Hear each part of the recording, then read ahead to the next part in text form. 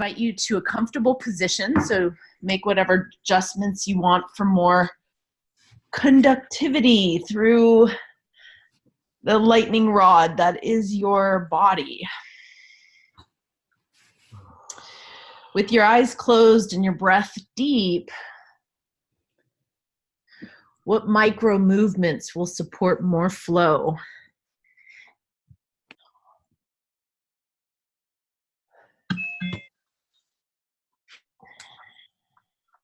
So there's the central channel in the body, and I invite you to adjust, undulate, align the spine. But then there's so many other channels throughout the body. So I invite you to feel into what else wants to be opened, what else could be breathed into with more consciousness, more spaciousness.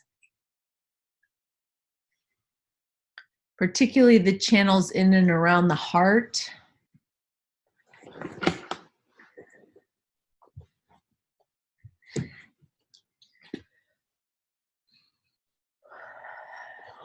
Breathing deep into the energetic heart.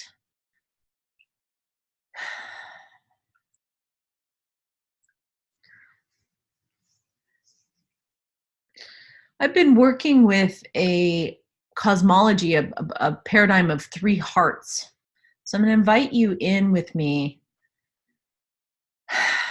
First, noticing any defenses or, the gates around the heart, that there may be some protection or a layer of some guardians around the heart. Just perhaps even a healthy checkpoint of what to let in, what to let out. Just touch in with your own defense system.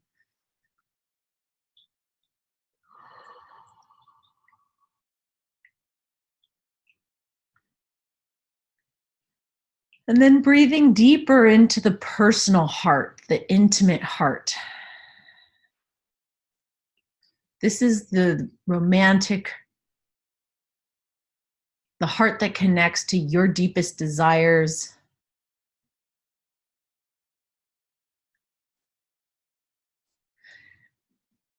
This is at the heart of your personality, your identity, what makes you special and uniquely you.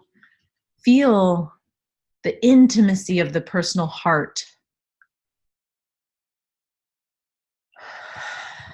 This is also the heart that needs, that has, its own tender, vulnerable needs.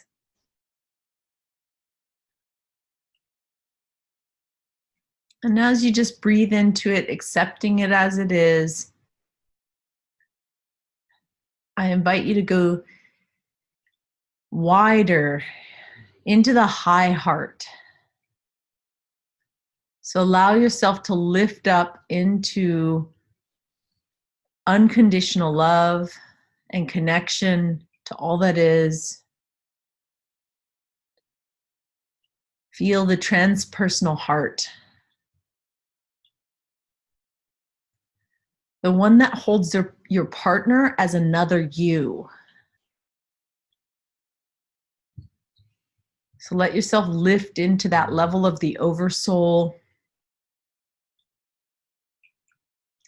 In fact, everyone that your partner loves is another you.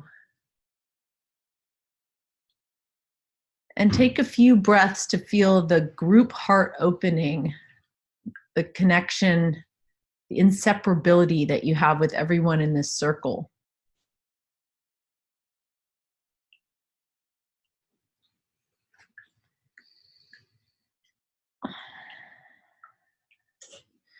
On the next 3 breaths, I invite you to bring that unconditional love back down from the high heart into the personal heart. Breathe it through to melt your defenses. And let yourself feel the inside of the inside with the beloved that's beside you.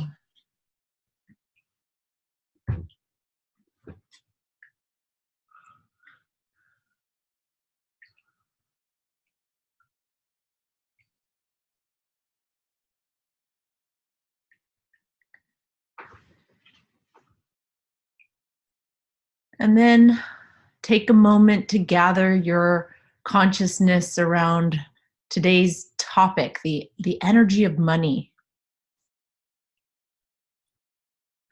So gather your awareness around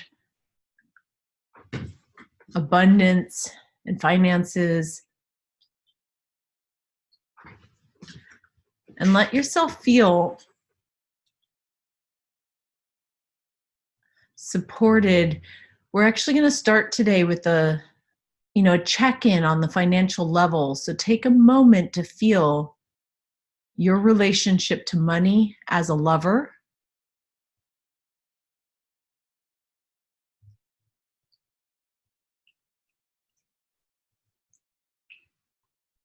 and your relationship to money in relationship with your partner. So like in a triad or a threesome with money. Take a few breaths into that. See what arises.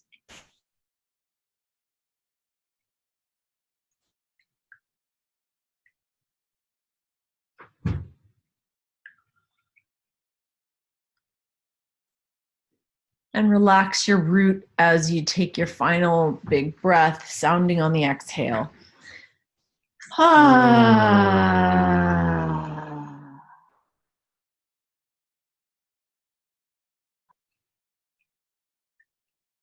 Namaste.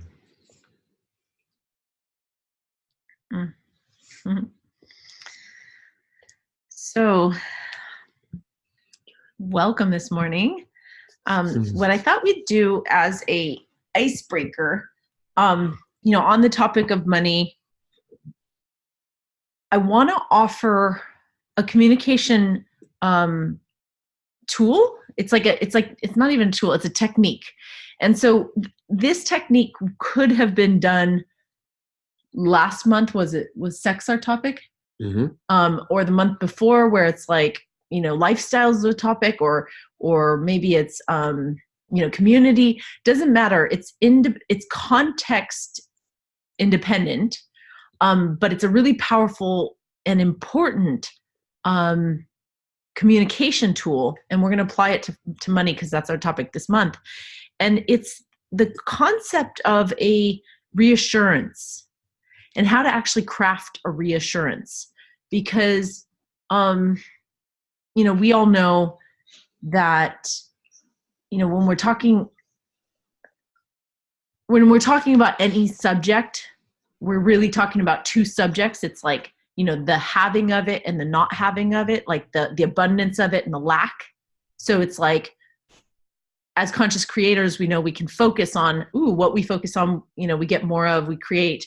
And a lot of times in partnership, we'll be like, oh, there's this painful challenge or contrast, and we don't want to just transcend that or bypass that. We want to actually bring it to the light.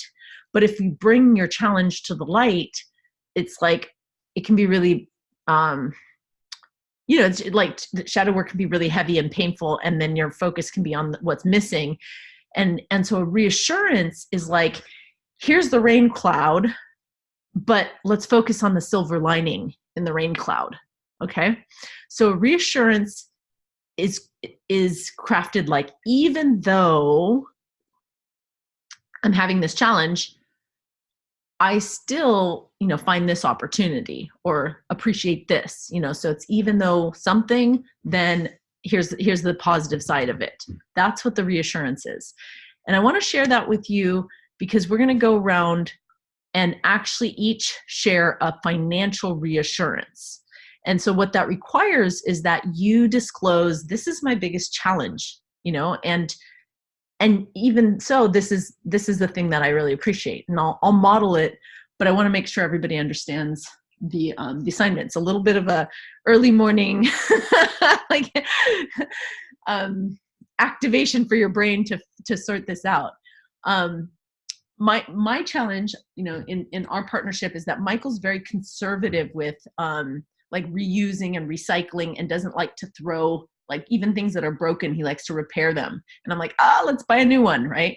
So this is one of my challenges. So I would say, for example, that even though Michael doesn't like to buy, the shiny new model of things, I'm really grateful that I can, that he's such a good provider, and I don't have to worry about, buying, like, or expensive organic food, for example. That's something that we agree on, and I can always buy the best foods. So that's like a sincere example of a reassurance in the area of finances, right? And so take a moment, see what challenges you in the relationship, and what's something that counters that, or that you appreciate. Do you want to do one as an example next? Yeah, I'm feeling into that as well.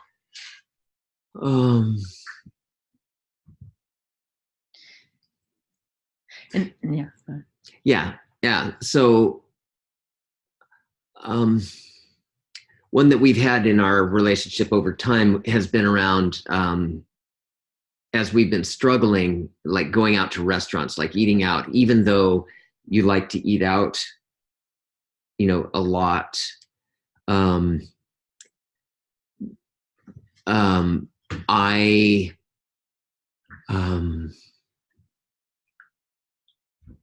I appreciate that you bring money in as well, to balance that. Beautiful. Yeah, to balance that out. Thank you. Great. Good. So the reason I'm choosing to do this exercise right now, not just to teach you this technique, but is because the nature of what we're speaking to is abundance, right? And when we do reassurances, what we're doing is, instead of putting our focus on the lack and on the challenge, it's like, it is a way of like, I'm looking at the abundance that we do have in any and all subjects. Reassurances are an abundance practice. It's almost like a Tai Chi, where you go, there's a blow here, but I'm going to redirect it into something that empowers me. Any questions about the icebreaker this morning or how to do it? Okay, so who's the volunteer that wants to go next?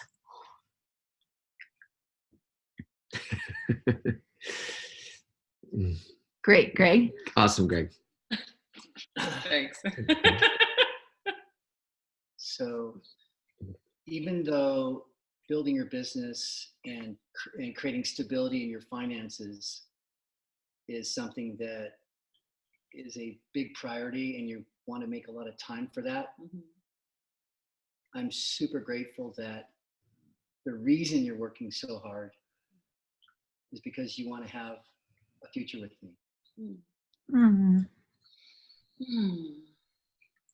Thank you.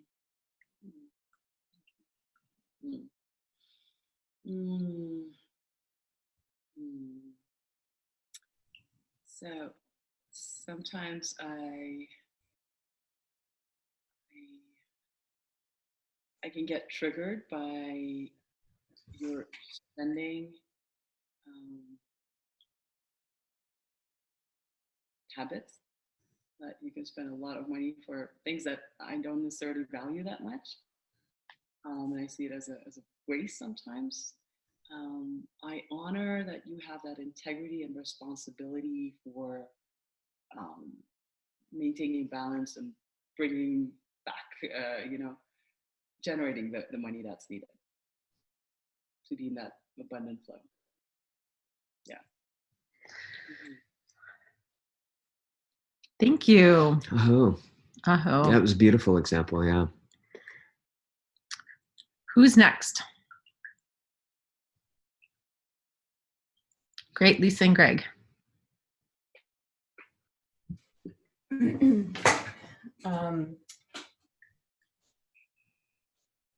I'm starting off, even though I sounds like, is that, yeah.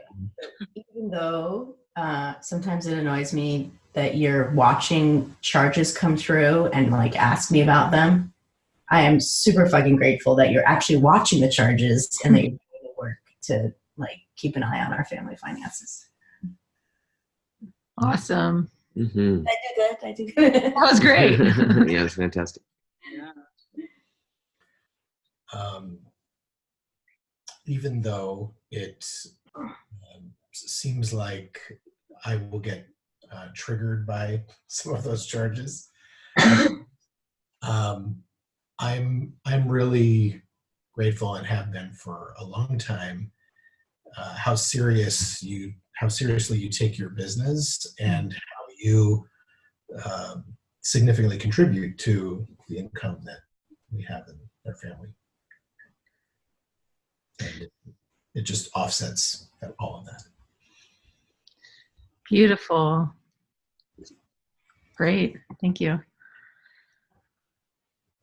Tal, you want to go next? Even though you get annoyed at the amount of time you have to spend on different projects, I know that it's because you really want to spend a lot more time and have a deeper connection with me. Okay, pause for a moment just before you go on. That was great, and I'm feeling in, and I'm feeling this in for the whole group. It's not just your example, because your challenge is actually something that she's challenged by. Do you know what I'm saying? Even though you get triggered. Yeah. So I'm wondering. I'm wondering if you could own it. I suppose so. I get triggered because I feel like she's like nagging me to stop doing what I'm doing, don't work so much, don't put time into that. And so would that be the same as it would be the same. I just want you to use really responsible language, which is that, like, even though I'm reactive, to your requests about money, about my spending, then whatever, as opposed to. Got it. Yeah, because her response could be like, I don't get triggered, or whatever.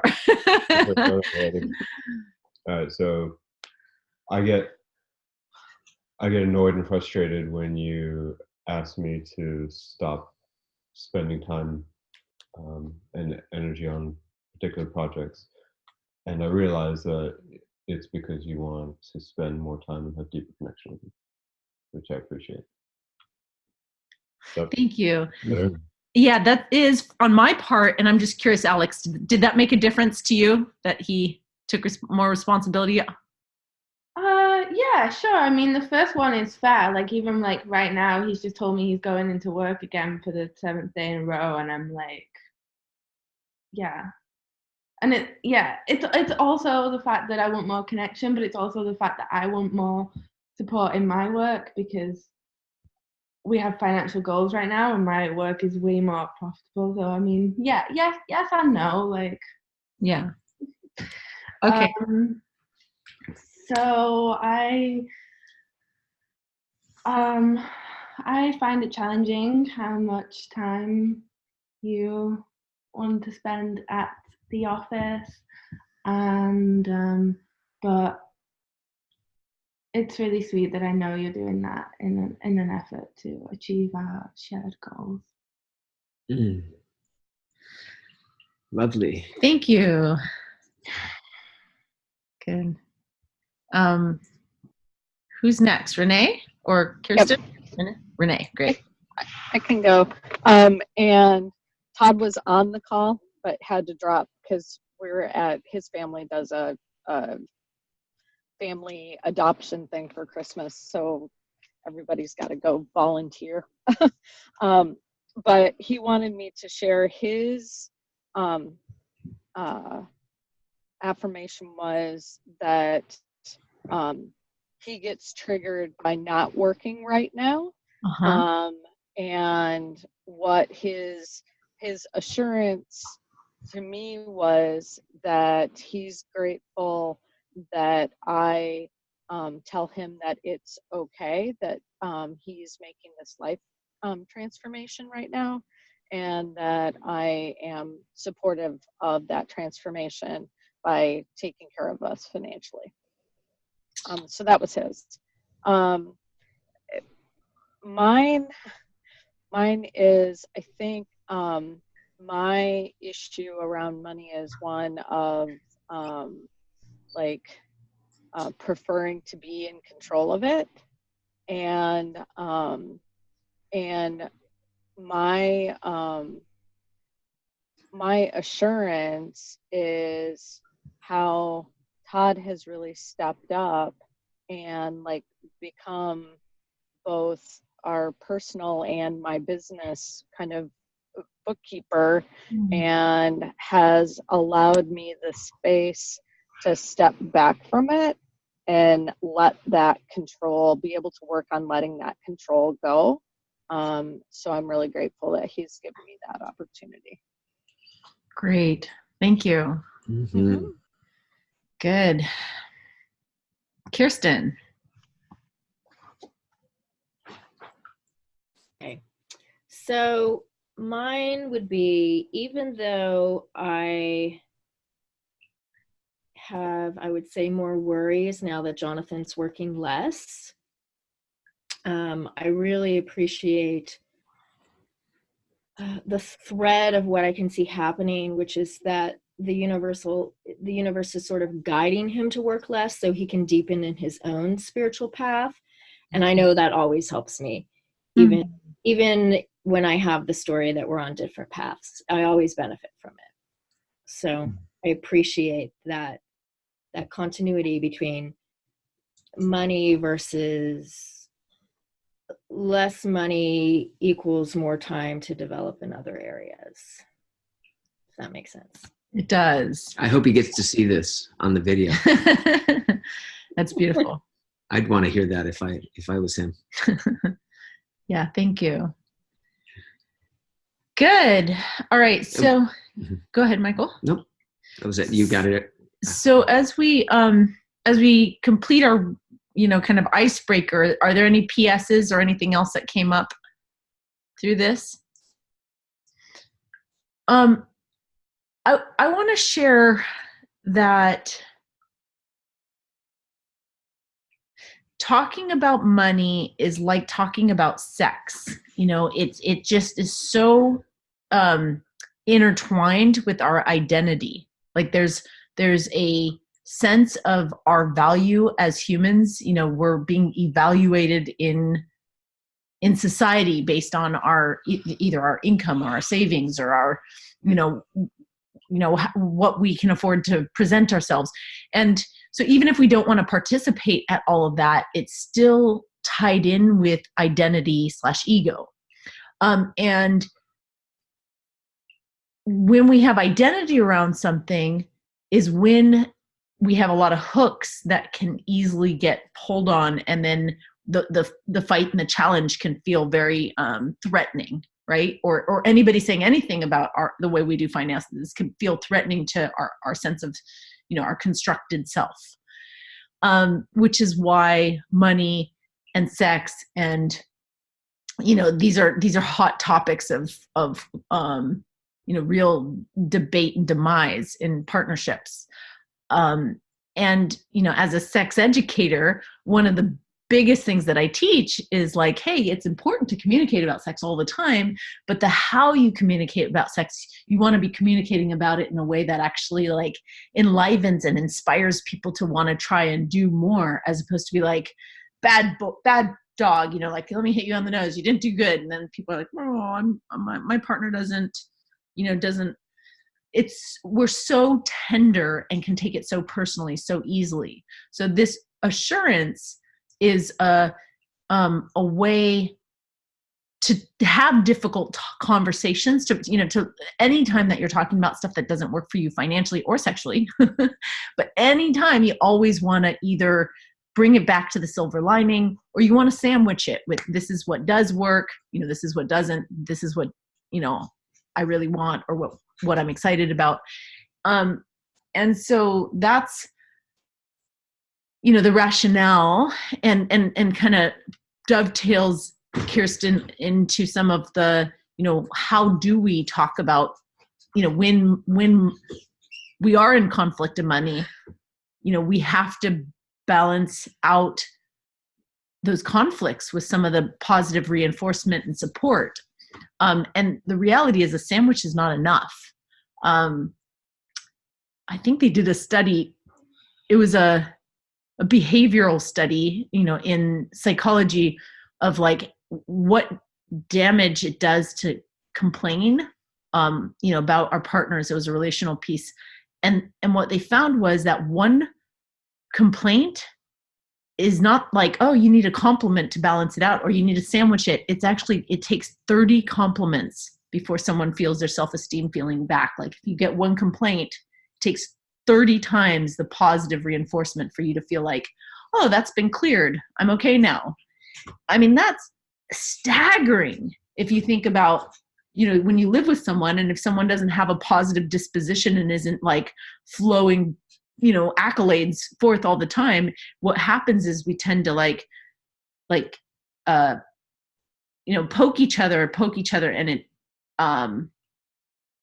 resentments build up, and pretty soon it's like you feel, like the person you're living with who's supposed to be supporting you is now the source of why your self-esteem is low.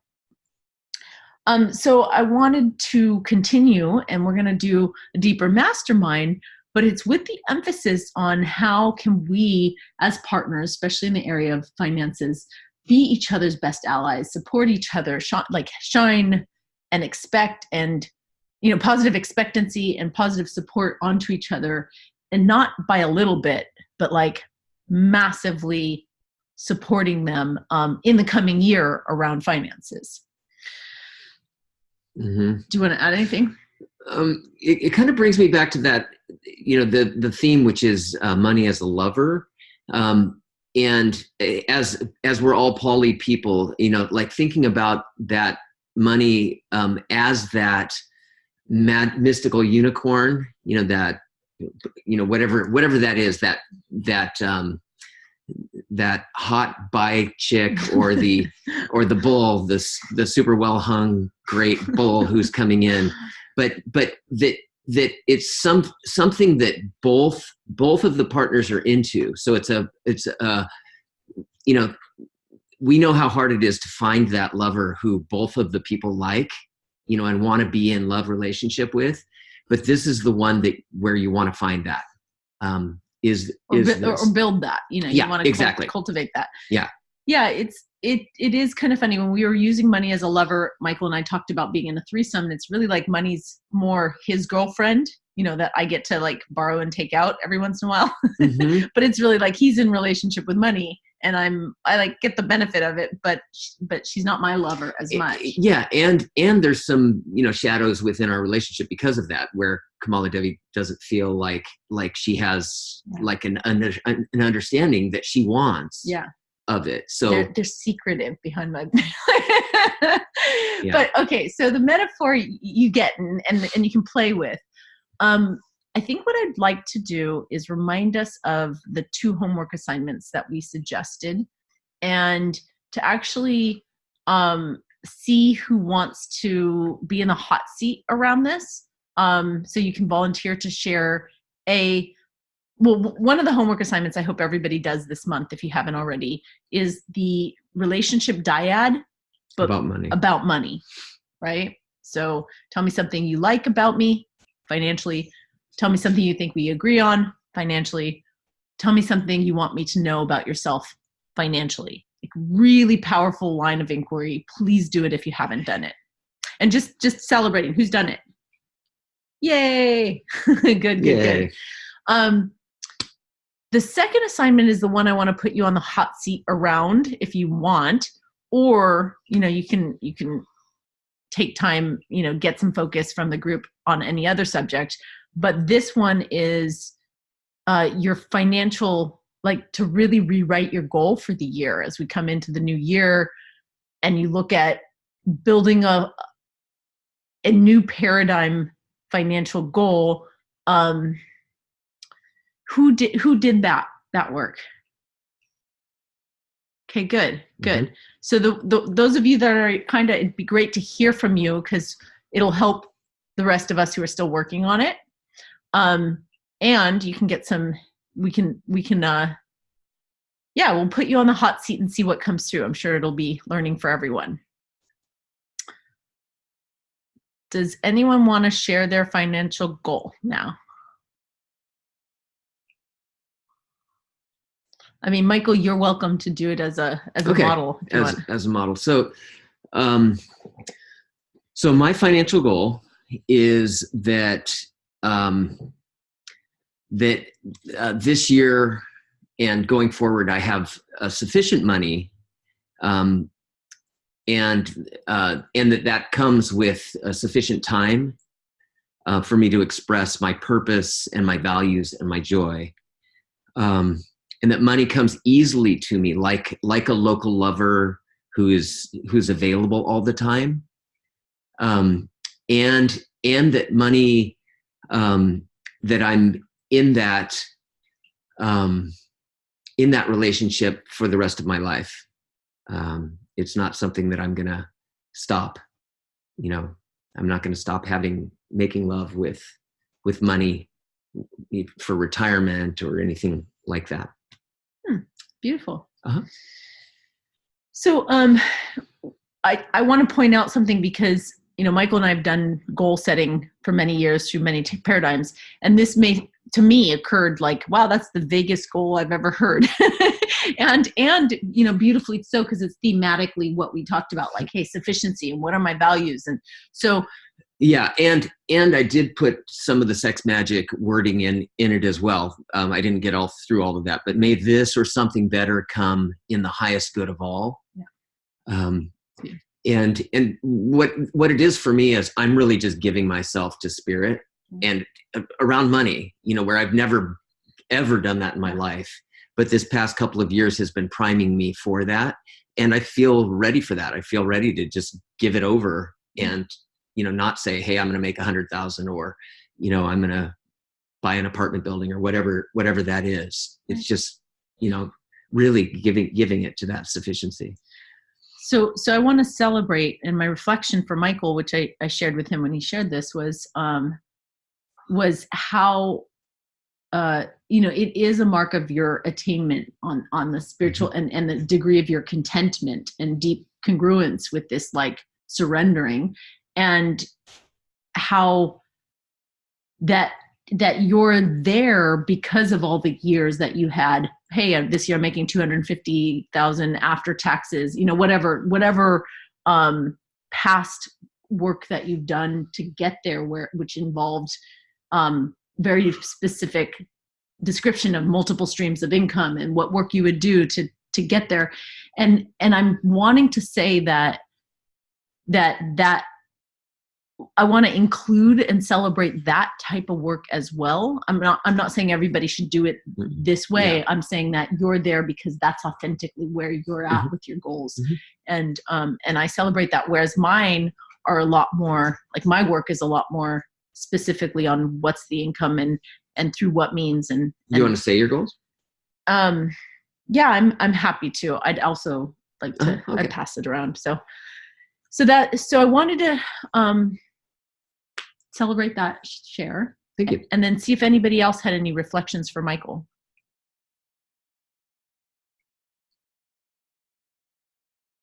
Renee. I was just noticing in your feedback about it, that when Kamala Devi, you said that the goal wasn't specific, because that was this came up between Todd and I, and Michael. I like the way that you framed it so that while there was room in it, there was still a framework that was holding it. And so it was funny that I didn't see the lack of specificity as much as I did, like, when Todd and I were doing our goals, because I was like, oh, what does that mean that you're going to do? But I noticed there was something about the way that you worded your goal, Michael, that felt very specific, but still had room to navigate in it, which I thought was beautiful. Thank you. Thank you. Yeah. Greg? Yeah, coming from that, SMART goal, very specific, kind of measurable perspective, I thought the same thing, the sufficiency is just like such a vague thing. But what really got me, where I felt the energy of like, he can tell whether he's on track or not, is the metaphor of being a local lover that's available, that's easy access, that I can connect with, and it's effortless. And then he added that piece that's a lifetime relationship. And for me, that felt like very holistic and very congruent. And as you said, kind of where he is on his journey with his spiritual shamanic evolution being such a priority. And then him having time, he also mentioned having sufficient time to pursue. So there's this effortlessness. So the feeling around the goal was very palpable, whereas the mental part was very intangible, but the feeling was very palpable. Great. Yeah, thank you, Greg. That really is helpful to me. It really touches me. Yeah, those are beautiful reflections. Sweet. Thank you. Renee, did you want to go next? Did you want to give it a stab? Well, I'm sitting here thinking that I'm not sure we did them right. So we went and did goals in each of the areas. Yes.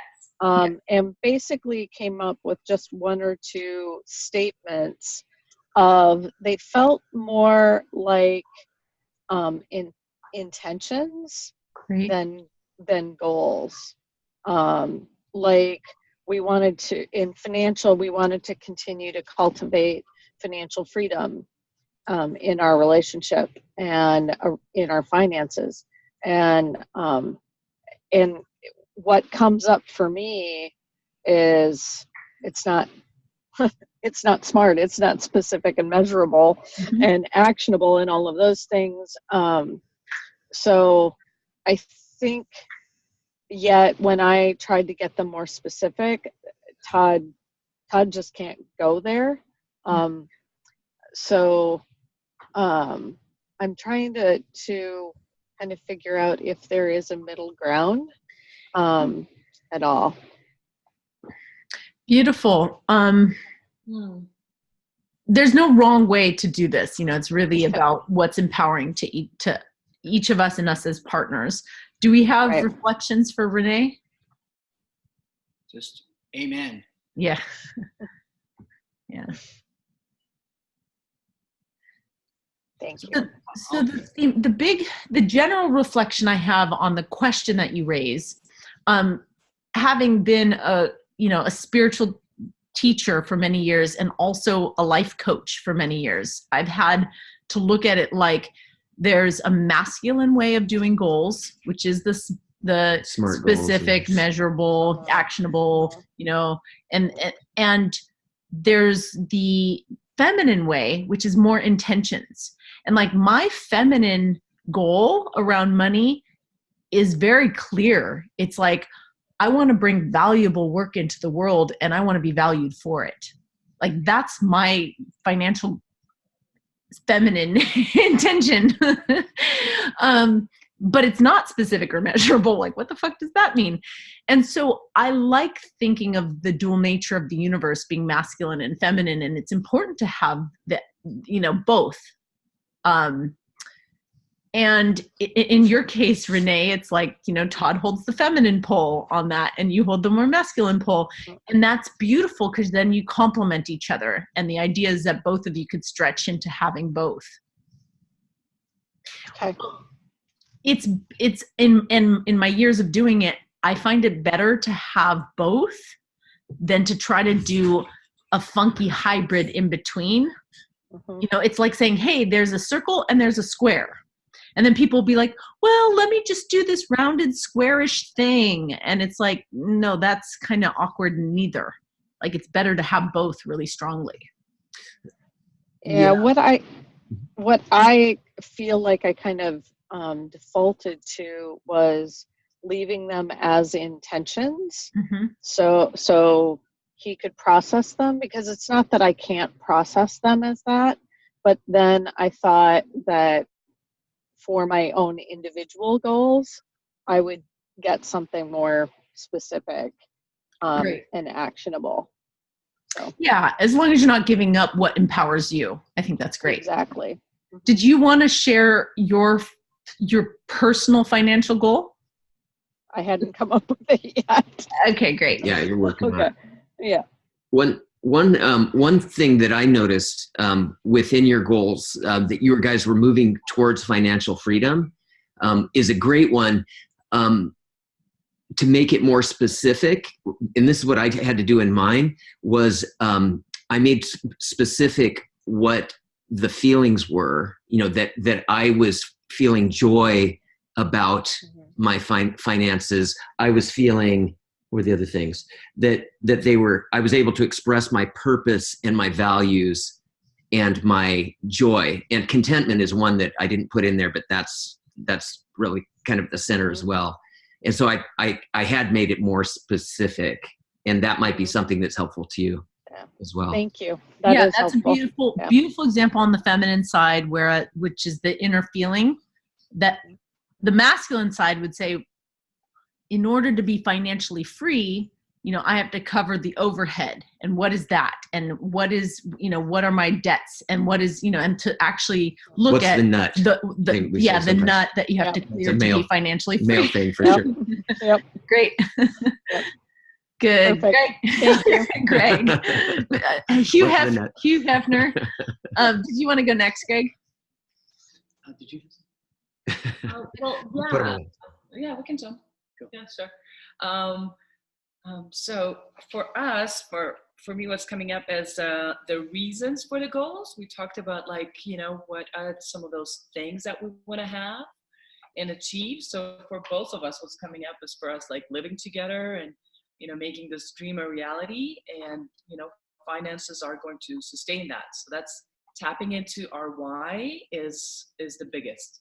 And we just finished the program where there's this exercise of going 7 levels deep, and you can literally plug that into any dream, any goal, and asking yourself on these 7 levels, well, why do we want to live together? Well, why do we want that? And so, yeah, we got to go more in depth, but that's what came up for us. Personally, it's redefining my relationship with money as a lover, because it's been a long distance lover, and there was no consistency with it. Although on a soul level, we know there is love and there's an abundance of that, but there's an inconsistent relationship with that. So I'm committed to redefining that and having it more we live in the same city, there's consistency, we're nurturing each other and appreciating each other. So there's that. And then in terms of making it a little more masculine or specific, I work with both principles, making it more tangible with the SMART principles, but also having this broader vision of the broader GPS of where am I going, which is always goes hand in hand with my values. So first of all, I list my values, what are my at least 4 top values, legs of a table, and then I move with those, in a relationship, financially, professionally too. And instead of being focused on the number that I want to make a particular amount every year. Actually, Greg is helping me a lot with that, is breaking that down into okay, well, how many people do you need to touch? Or, I have a mastermind that's coming up in January that we're launching. So it was really nice because it's not about the number, but what is the minimum amount of people that I need to have in there, So it makes it more tangible and real of okay, this is the group of women that I want to work with, and I need a particular amount of people. So would you be willing to share the specifics, as written, because I'm hearing here's how I came to my goal, and I'm wondering if you could, you've got a conscious circle of witnesses, if you could just state what the goal actually is. Yeah, the goal was basically I was coming up with the number of how much I should be charging for the mastermind. And then Greg broke it down into okay, well, if you're just making $3,000 or something, it breaks it down of this is the amount of hours that it's taking you. What's the minimum amount of people that you need? Well, it looks like, okay, if you break it down into this is how much I'm making an hour, this would be the minimum amount of people is like 10 people that I would need. Great. So 10 people at 3,000 each for your mastermind. No, it was like 300. Okay. Yeah, 10 at 300. Yeah. Great. 10 at 300 to make 3,000. Got it. Great. Okay. Sweet. So, wonderful. So it sounds like you and that Greg's supporting you. And then what are the 4 goals? What are your 4 legs of your table? 4 values that you're basing this on. My values are joy. Great. Balance of time and play. There's contribution. Great. There's growth. So Great. we agree on like where we're investing the money, what are, what's important. And the 4th one is family, community. Sweet. Yeah. Okay. Thank you. Yeah. Beautiful. Any other reflections for Marina? I really liked that idea of going 7 levels in.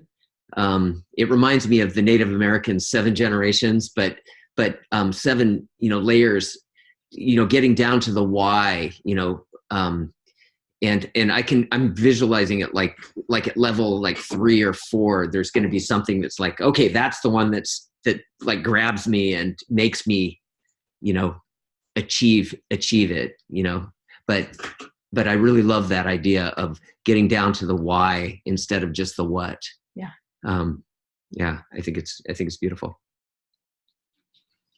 Well, I'll share. I haven't done our specifics on the goal, but I haven't at least gotten really clear on that. But what came up in the meditation this morning when you started the call today was there's a lack, there's a spiritual, emotional lack that I have around having time for a whole lot of relationships. So there's like this encroachment on my freedom, my personal lifestyle. If I had a whole lot more, I don't have, the language I use is I don't have time. I barely have time for my current inbox.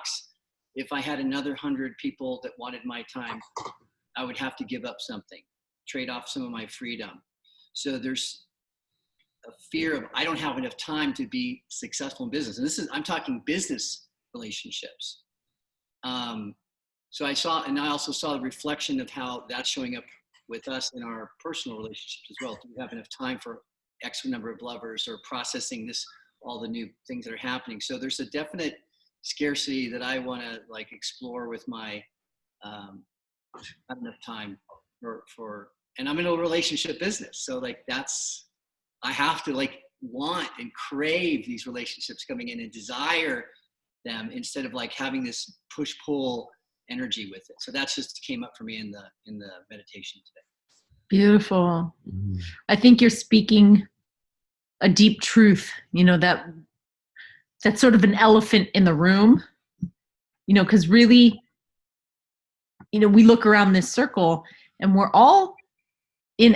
this is an affluent group. We are all in abundance. What we have a poverty of is time. We're time impoverished as a culture, and particularly like those of us who've traded our time and money. It's like, okay, we've got all this abundance, and yet what I really want is just the luxurious time.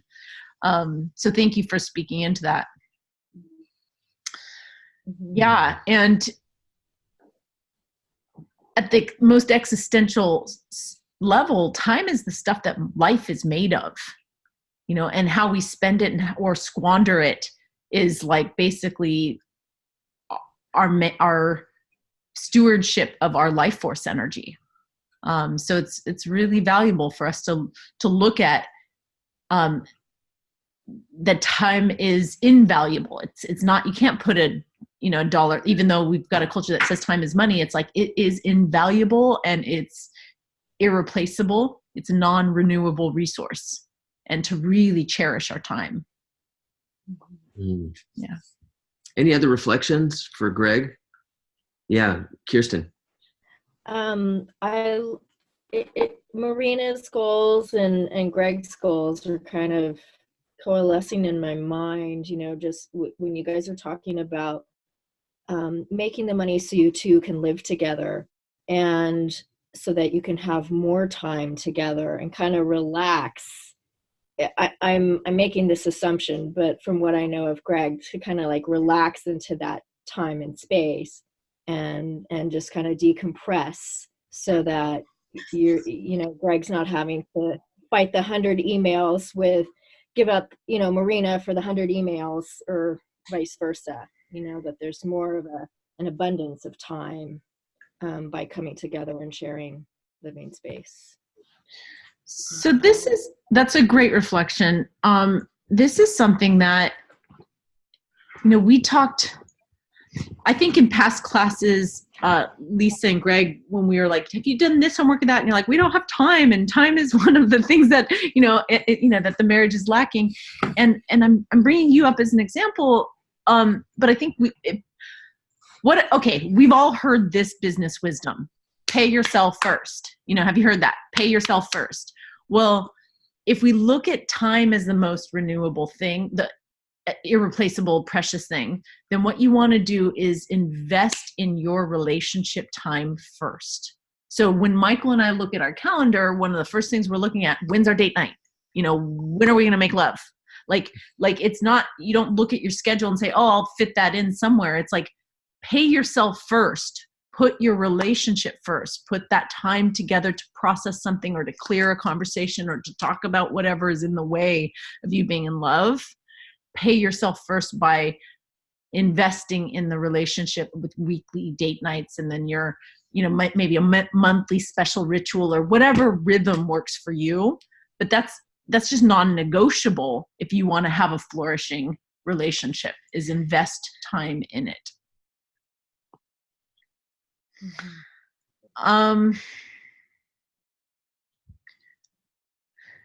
Where are we on time? We're an hour in, so we have half hour. Okay, so I know that a lot is moving. I'm happy to pause our, unless somebody else feels really inspired to continue on financial goal sharing, and to take this time to feel into what else is coming up. The holidays are crazy making. There's a lot of transition happening for all of us. And I want to see if this is our mastermind, if somebody else wants to go in the hot seat and share and get reflections from the group on any subject. I just want to open that up.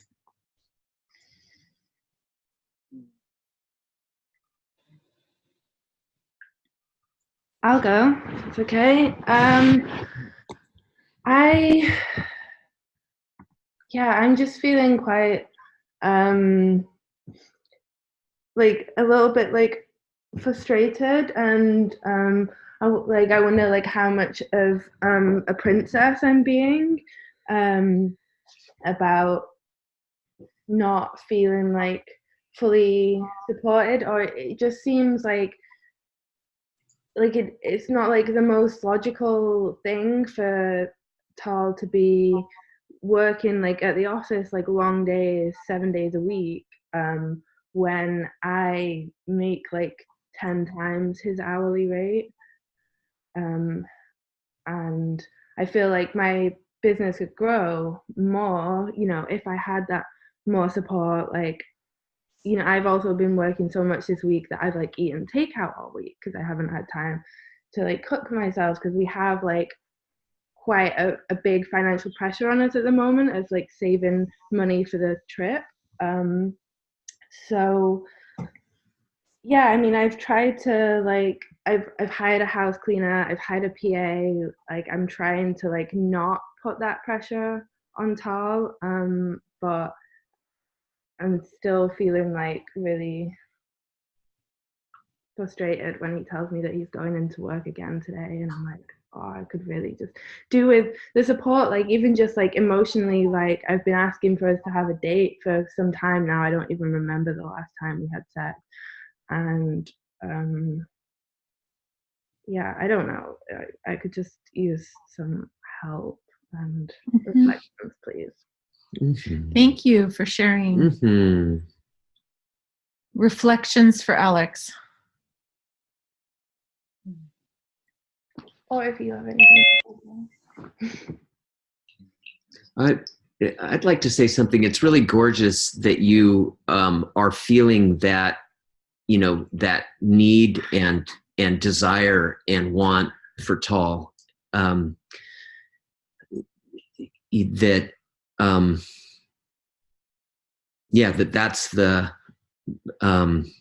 that's the underlying need is more of his time and more of his attention is really beautiful. It's, yeah.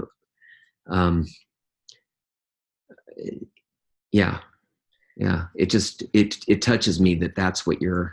I think I have a question. I see in a lot of my friends' marriages, there's one partner who is more like the breadwinner, and then the other partner kind of falls into a more like supporting, like homemaker kind of role, even if they have their own things going on.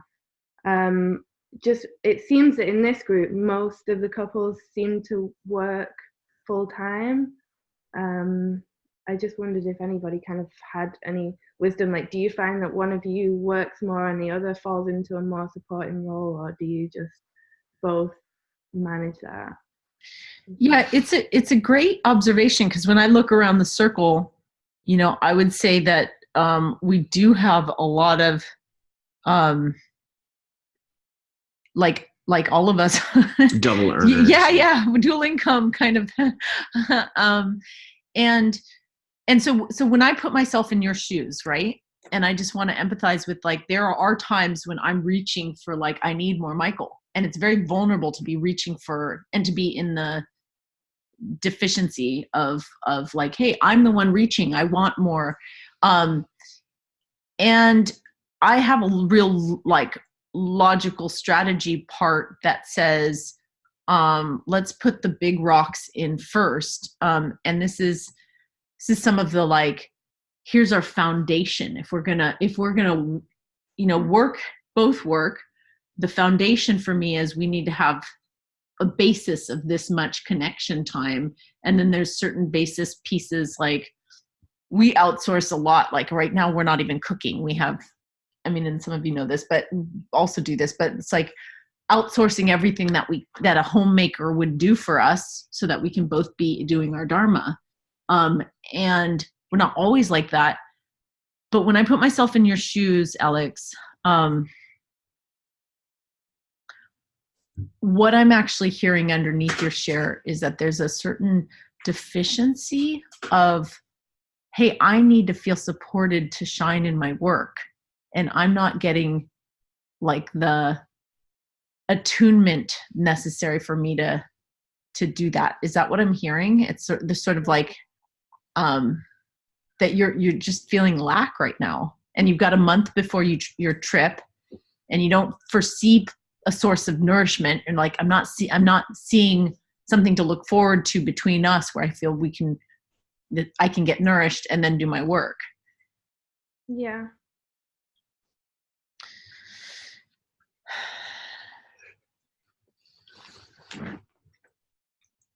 So I'm curious, Tal, if you're willing to share, in the coming month, do you see a light at the end of that tunnel? Do you see, like, that there's a way to, to come back into abundance together so that you're.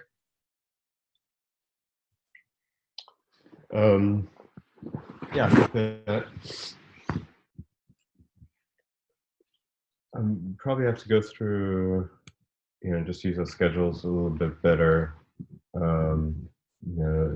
Asked her before, like, okay, she's wanting me to do some stuff to help her with her work or whatever, and so I think if we just kind of schedule that out and schedule out some time.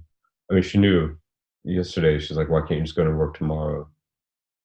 So I made some changes, and I went out last night to the solstice and everything with her, knowing that I was going to go to work today. Now all of a sudden it's a surprise. But I get that. So that aside, it's how can we get those needs met? And obviously I'm looking for some deep connection with Alex as well. I'm also looking at, we're about to spend 2.5 months together in New Zealand without either one of us working. That's not true, is it? Because I'll be probably working at that. I plan to work while we're out there, and so does Tal doing herbal consultations. So Yeah. not necessarily true. But it, and the question is in this coming month, right? So when you go to New Zealand, that's the next chapter, but you've got a chapter before then. Yeah, because I feel like Tal thinks that because we're going away, that he has to work every single day up until we do go away. And I don't feel like that is the best way to even like achieve our goal, because I feel like the more support that he gives me, the more money we can actually bring in, because right now I'm manifesting more money. So like, how fair is it for me to be like, maybe you need to spend less time on that and more time here, or maybe, I just have to be, doing it myself. Like, yeah, I think if you can just write everything down, and so tell me like what you need as far as your work, and then we'll also set aside time where we're just connecting and you're feeling like we're making some progress. So you can take some days off. Just let's go through what needs to be done. Like, why does it? If I'm setting aside a certain amount of hours, then that's fine. And if I go into the office every day, that's fine too, right? Well, okay, but it's been you've been going into the office every day, and you've been coming home and passing out. So just as a reflection, when Michael met me, and I was a yoga teacher, very dedicated, I had 15 classes or whatever it was. Michael said, as a bottom line, like, this relationship will cease to exist if you don't take 2 days off. I'm like, I don't teach that much. I just teach, I teach 1 class on Saturday and 2 classes on Sunday, and that's it. And he's just like, I need you to have 2 days off. And it was like, how dare you tell me how to, but to this day, and I can say, almost 20 years later, I am so fucking grateful that he was a stand for me actually not being a workaholic. Or for me having that personal standard, because that actually gave us, this type of a freedom. So I want to offer the reflection that our partners who say, hey, too much is too much, or I need this, or I want this, like those, when we marry our partner and we marry their needs, it's actually a gift to us, that their bottom lines are huge gifts, to us in disguise, because they may feel they may feel like limitations, they may feel controlling, but in the end, that can actually give us unforeseen, rewards. Yeah. Sorry, Tal. One other thing that I'm kind of seeing with it is that I see you guys have this goal out there, of heading, to New Zealand. And it's kind of, I'm kind of seeing it like that goal of retiring, that people like work their asses off for 40 years so they can retire. And there has to be some look at the getting there as well. The journey, not the destination. I'm excited for you guys to go to New Zealand, because I think that you're going to be a huge contribution with the type of training that you have in magic and the type of relationship that you have. They're doing a lot of work for bringing souls in there and things that you guys can be, really instrumental to them. But you guys need to have your relationship super solid to be able to give that gift to them. So that's what I'm kind of seeing that. Yeah, it's like, oh, I want to bank money. I want to save money. I want to build up the resources there. And what Michael's saying is, you can build the relationship resource too, that you are a valuable resource if you bank time and energy, on the partnership. Yeah. And then also just kind of giving it over to spirit, that it's going to be okay when you get there, even if you don't, make the $10,000 or whatever, this thing is. And it might even be, not even be a specific number. It might just be an amorphous fear. That's a specific number we need There is, yeah. Of course, yeah. So look at that again and say, is it possible that we could have a very harmonious time this month and the 2 months in New Zealand, and be able to like work through that afterwards, whether it's put it on credit cards or borrow it or whatever. Mm-hmm. And just, and not stress yourself out ahead of time, to the detriment of the event itself. Mm-hmm. Yeah, thank you, Michael. I like that. Yeah, and then just one other factor, and she and I have also talked about it. She still has this idea of, why isn't like the man earning the money? Why can't I marry a more wealthy guy? So she's also still hung up. It's fine, but it's still there. It's still a tiny thing that I can that see, and I know is bullshit. She'll throw at me when it's like when it hurts the most, right? Yeah. So but I want to offer empathy to all of us, like on that front. Like, thank you for speaking into it, because it exists in culture. Like, I just want to say we are swimming in waters that say the man is supposed to be the provider, and that will color our experience, both our, when we talked about the personal heart, a lot of times when I go into the depths of like what the personal heart wants, it's like the personal heart wants all kinds of things that are so conditioned and they're so programmed. And it's like, this is what love means, is he would pay this or that. And it doesn't mean it's wrong or right. It just means like, we're awakening through that. Like, we're here to wake up, to rewrite the narrative, but we have to just kind of honor that this is the climate that we're forging these relationships in. So, it would be almost negligent of us to have a relationship, deep dive, talk about money, and not speak into the fact that men in our culture make, twice as much or 2/3, whatever it is, more money than women do. And then in a lot of cases, like in the case where I know Renee and Todd, like Renee's also breadwinning right now. And, you're not alone, Alex. It's like when you're the breadwinning woman, like you have to make a rip in psychic agreements, and you have to say, whoa, I have to contend with this fact that culture is telling me he should be providing for me, and yet I'm the one who makes more. And so it's just speaking into what is. It doesn't mean we're participating in that paradigm. Cool. I have a reflection. Great. Kirsten. I was sort of feeling into maybe what was unspoken, and I just was wondering what Tall's emotional reaction to Alex's share was. So it just seemed like there's a lot more than just the practicalities of yeah. how to pay for the trip.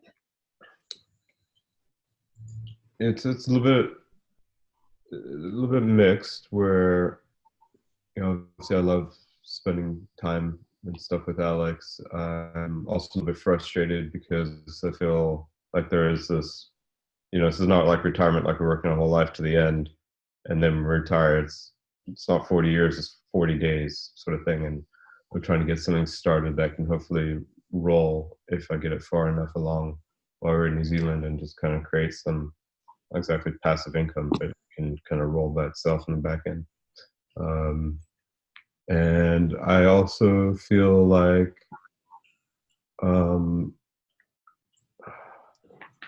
you're talking about money like a lover, that there's a little bit of the competition there with Alex, where it's like I don't, there's that extra lover there that's a problem.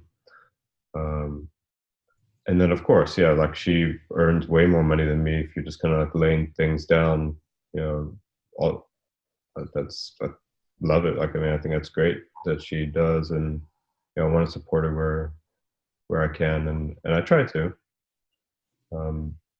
This week has been a little bit tight, and I've been exhausted, and I've also been sick, and so there's a whole slew of areas I've fallen short on. So it's a bit mixed. Thank you. Yeah. Thank you. Thank you. Renee, you also had a reflection for Alex and Tal? I just wanted to go back to this kind of power dynamic because it's definitely shown up in my relationship with Todd. Todd had a really hard time adjusting to not working and taking the time to take care of himself. And then I also noticed that, and I hate to say this out loud, but how like being that breadwinner, you know, there's this little bit of control that, or sense of control that can come with it that isn't necessarily good or healthy, particularly for the relationship. So that's something that's kind of shown up for us. And that was really one of the key drivers to us shifting who takes care of the money. So, because I think for us, Todd has a steady relationship with money as lover because we've set it up that way, where for me, it's like I've had this controlling relationship with money, so now he's taken it and it's more balanced. But then I also feel like I'm not sure that I have a relationship with money. It's like, you know, I see it, it's cute, it's over there, Todd's taking care of it, and I don't have to. Yeah, just it's a weird, there's a little bit of weird power dynamic with it that can show up. Yeah, thank you.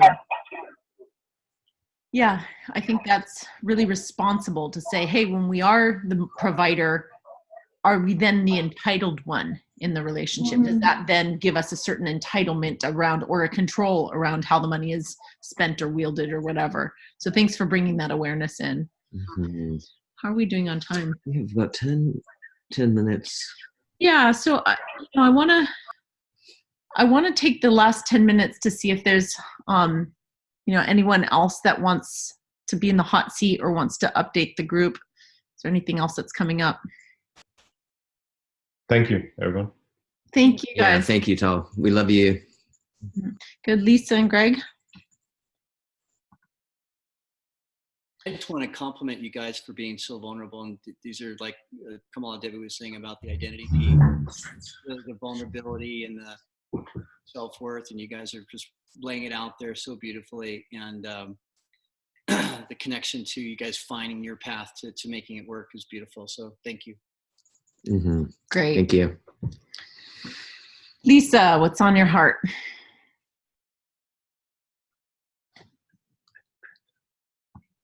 Well, at first I was going to ask for input on something, but I think I just want to share with the group what's going on with us.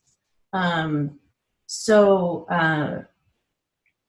Greg has been doing a ton of deep work, probably not coincidentally triggered by the start of this, start of this deep dive. I think it invited it in. And let's see. I'll skip to the end. We decided to close our marriage, and Greg already a few months ago broke off his relationship, and so I'm in the process of breaking off my local relationship, which will be happening in the next week or so. So we're really excited about focusing all our energy on all levels on our marriage. And we've done some good work the last week or so, just sort of like choosing again each other, kind of really getting clear on our ideal relationship and choosing each other again. Greg has some major healing work to do that he's doing around childhood trauma. And I just really want to support him in every way that I can. And I feel like I need all available resources. And so, yeah, so I have to break up with somebody this week. And even though I know I know that's what's there to do. It's the path. It feels very congruent. It just feels fucking hard. So, yeah, Thank that's you. where we're at. Yeah. Greg, did you want to add anything? Yeah, I don't know if I have anything necessarily to add. I think Lisa stated it pretty well. You know, it's been the last couple of weeks have been painful, but also good for our marriage. I think we're having a lot of conversations, or have had conversations over the last couple of weeks, and since then I've felt a lightness that I haven't felt in a long time, and it's the lightness that only comes with saying unsaid things, and so yeah, I mean I've as you all know, I've been kind of tearing things down since July, and I feel like, you know, we're starting to see some light from that. So that's been nice, Mm-hmm. you know, and it's the shitty part's still not over. Yeah. Thank you. Mm-hmm. Reflections or assurances from the group?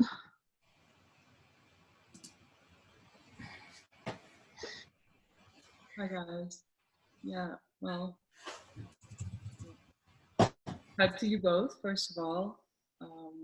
Lots of love and compassion. And this deep dive has been very insightful to all of us.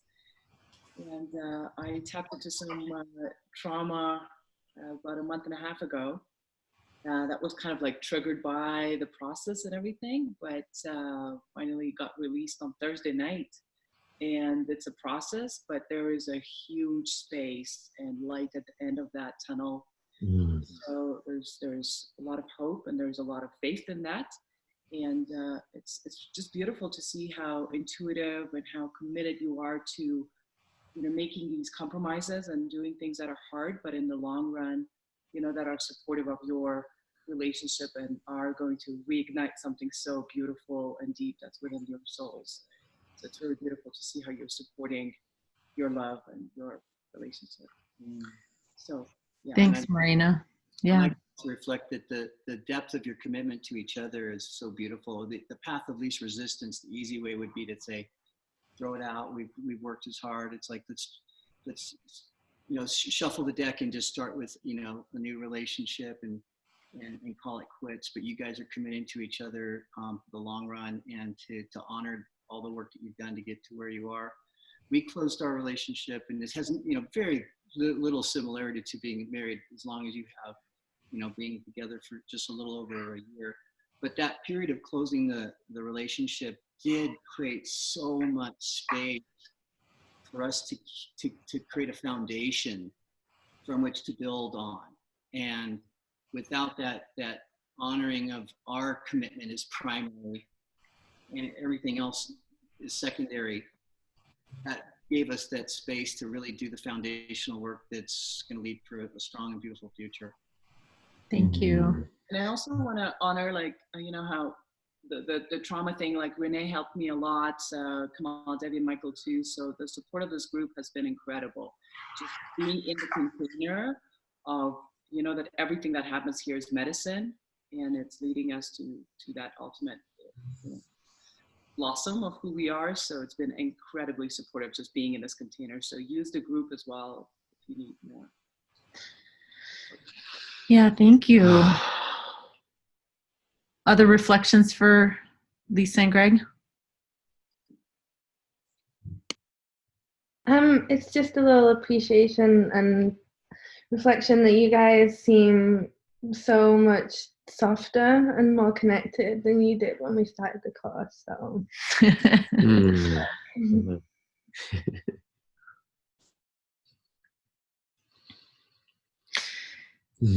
I feel to reflect, you know, on the topic of separating with secondaries. You know, I remember when Greg, I think you were separating with Kim at the same time, Michael and Megan was it Megan and you were separating, or, there was another relationship transition happening here. And it's a bizarre thing. We live in a culture that when you sever, it's like, that's it, you're cut off, but mostly then you don't have anyone to support you. And like in poly, it's like we separate with secondaries, and we have to mourn that, and we have to, show up and build this. And so I guess I want to shift, like, it's like, instead of like having a 2-dimensional mind, it's almost like a 3 or 5-dimensional, where it's like we can be separating and feeling all that at the same time that we're actually building a new relationship or sustaining an old one. Like that there's different energies in the GOD, the generator, operator, destroyer nature of all of reality, that relationships are sometimes being generated, sometimes they're being sustained, sometimes they're being destroyed. Mm-hmm. And sometimes in poly, you're generating a type of relationship, you're operating one, and you're destroying another one all at the same time. Yeah. Or some combination thereof. And it's basically bowing down to all of our capacity to do all of those things consciously. Like these are conscious relationships, which means we're not operating out of default. We're not going into programming or habit. We're just saying, what is love asking of me now? And how do I show up and serve love, in any phase of relating? And we're on a special plane, that we understand, like, for instance, the relationship with money as a lover, like that is, still there, even though, we may be closing our relationships to other, physical lovers. We understand that we have that other relationship level, which, the Muggle world doesn't even acknowledge, mm-hmm. But we have those powers and responsibilities. I lost you a little bit. Well, so that we have, it's just following up on what you're saying, that we have these relationships with, all of these relationships, GOD, the, right. Death of relationships, new rebirth. Mm-hmm. But we still have, we have other relationships that, like with money, mm-hmm. that aren't even acknowledged in the normal cultural. Mm-hmm. That we're in relationship all the time with everything. Right. Yeah. Right. Yeah. Exactly. Yeah. When we designed the deep dive, it was to focus on the in the Trinity, at least in the Hindu canon, Lakshmi and Vishnu are, the dyad that are the operators. So where Shiva, is the destroyer, Vishnu is actually sustaining. And we designed Deep Dive to say, what about sustaining, the depth of the relation of the, the marriage, the primary relationship, because a lot of poly focuses on the new love, or, it's like, well, what does it take to sustain at a whole different level? And so we're in total support of, sometimes to sustain this means like, hey, I'm going to pause all other distractions and I'm really going to focus on this. So we're in total support. Mm-hmm. And then I guess to bring it around, kind of a full circle closure, on the topic of money, I used to teach GOD for money, which is like, if you're good at earning, like you can take a self-assessment, because some of us are like awesome at earning, right? Like I actually manifest money really easily, but the operating is the accounting and the, investing, and that, like, you're managing the money. And some of us suck at that or are great at that part. And then the D is the spending, because it's so important that money be in currency, be like a current, be in currency, be alive, be in a cycle, not just, hoarded, not just spent and saved. It's like, it's so powerful for us when we make money to invest it in those things that are aligned with our values, that will support us in bringing more value into the world. So I really want to close on, at a self-assessment. Am I better at generating, operating, or, destroying money? And where does our partnership need to, emphasize or work on? And then in doing that, building on our strengths, building on our weaknesses, then we'll ultimately have more power to use on God's behalf. Because that's really what money is. It's the energy that allows us to do God's work in whatever form that is through each of us. So do we want to do a final word with everybody? Yeah, we're at time, yeah. But if you want to say, distill it down to a word or two of what was most valuable for you in today's call, let's just go around the circle and close out.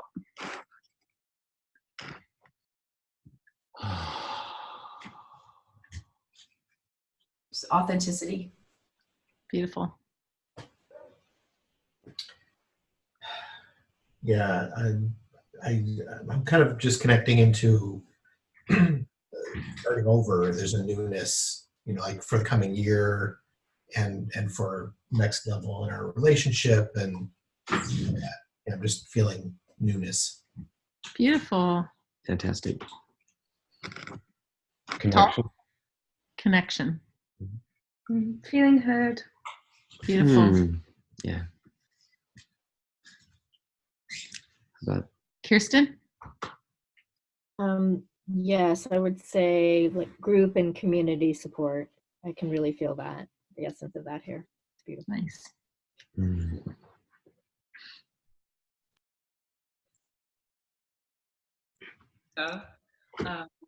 For me, I'm feeling that there is an opening in the discomfort. The obstacle is the way. Nice. I'm feeling the reflection of seeing myself and feeling everyone. Reflection.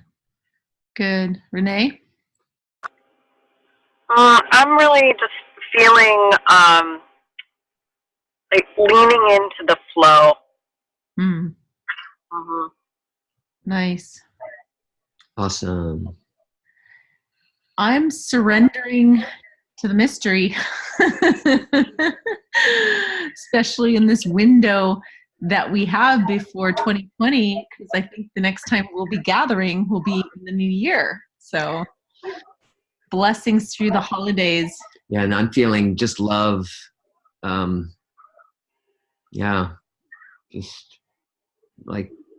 Just pointing towards love, just trying to point that direction. And Love you guys. Love you. Happy holidays. Happy holidays. Do we want to do a final kind of a check-in for the retreat? Oh, yes. Let's do it right now. So public service announcement. We've got the date set for the retreat on the final Easter weekend. Yeah. Go to the relationship deep dive. There's a post about that, and the details are out there. It's very flexible. You can come in on Friday night or Saturday morning. You can leave on Sunday night or Monday because it's a holiday weekend. So Easter Monday is pretty much going to be a wash for most people.